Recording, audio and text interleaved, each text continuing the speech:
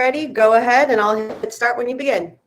Awesome. Thank you so much for being so understanding. And of course, thank you all for being. Growing up, my mom always told me that I was amazing at making friends. I should clarify, she meant that literally. All I do is close my eyes, take a big deep breath, and there they were. There was Tommy, the sapphire blue dragon with wings that could span the length of a football field. Albert, the three-eyed dog that followed me around everywhere. And of course, my best friend, Penelope, the pink snapping turtle that can move faster than the speed of light. The four of us were inseparable, and that's not just because they lived inside my brain. We were always looking for adventures everywhere.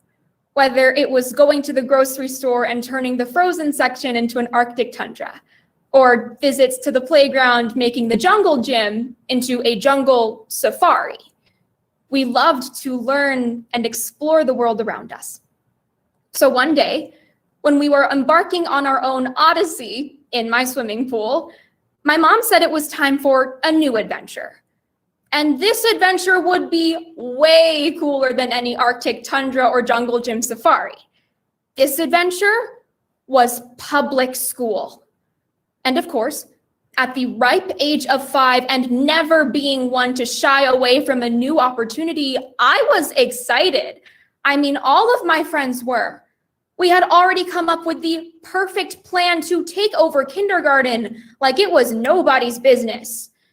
But then my mom said that maybe it would be a good idea if I charted this unexplored territory on my own. And so reluctantly, I agreed because I knew that my creature friends would be right there waiting for me to tell them about everything I had learned. As a young child, I didn't have a lot of friends, and that wasn't because I was bad at making them. But my experience as a first-generation American meant that I wasn't often around kids my age that I was able to talk to and play with. And of course, my family, trying to immerse ourselves in a culture, made those forming relationships a little bit more challenging.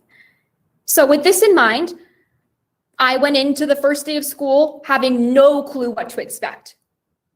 But when I set foot in the classroom for the first time and looked around the room, I realized something.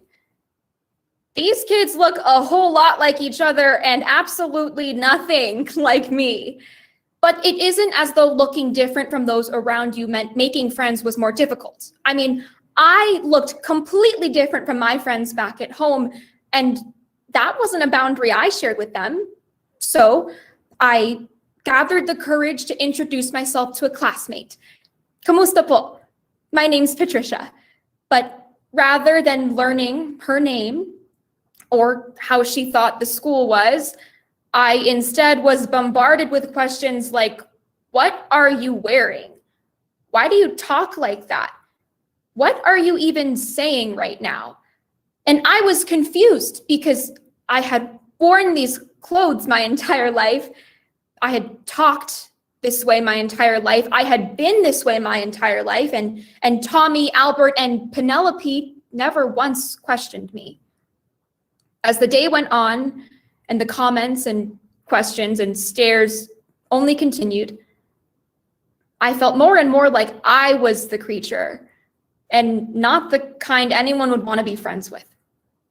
While it wasn't obvious to me then, 14 years later, and now I understand that 5-year-olds are the most unfiltered people on the planet.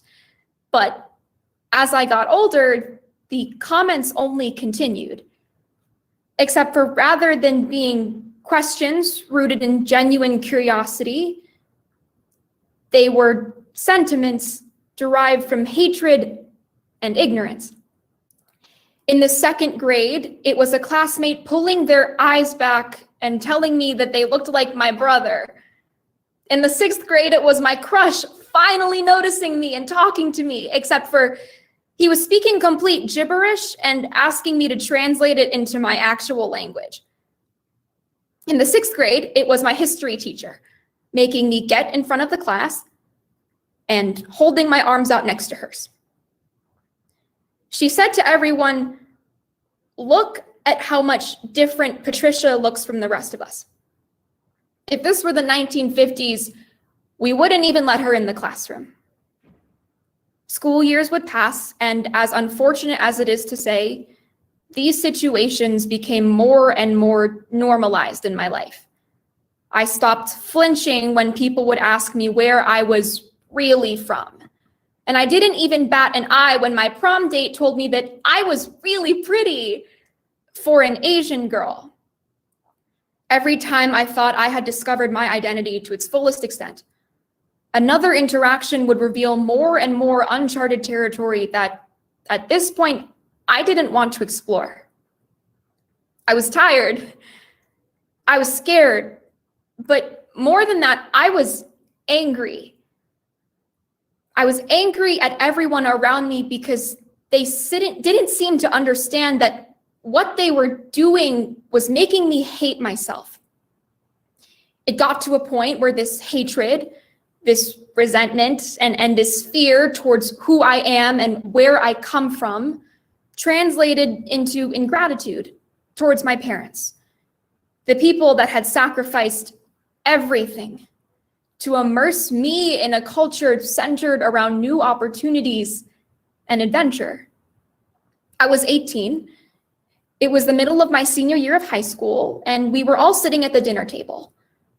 My mom had noticed I had barely touched my lumpia and my adobo. She asked me what was wrong.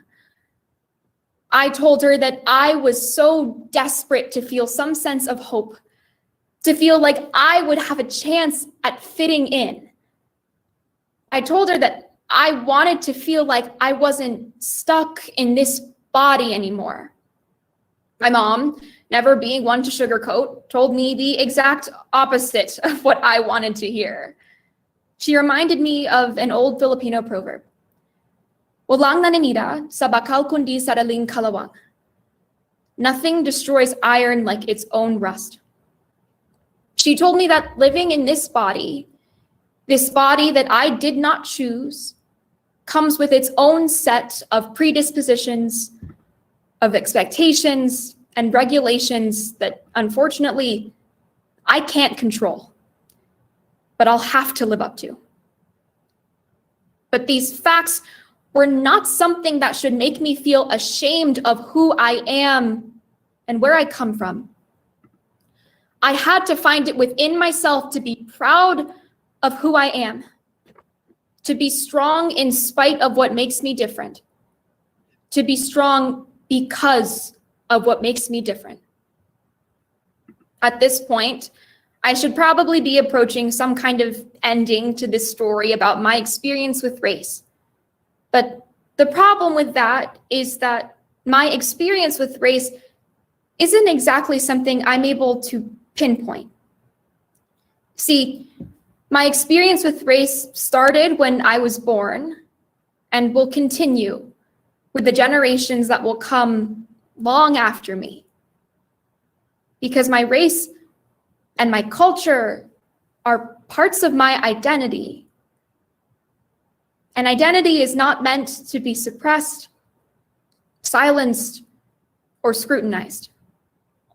Identity is meant to be respected, shared, and celebrated. We celebrate our identities by engaging in those conversations that teach us things about each other and about ourselves. Because if we stop talking to each other, that book is closed on a page of complacency and divisiveness and ignorance. And what kind of ending to the story would that be? So, at 19 years old, I understand that I have a lot more uncharted territory to uncover when regards to who I am and what that means for those around me. And while it may not be a grocery store Arctic tundra or a jungle gym safari, I'd like to think that Tommy, Penelope, and Albert, and of course, 5-year-old me, are excited for the adventure that lies ahead and proud of how far I've come.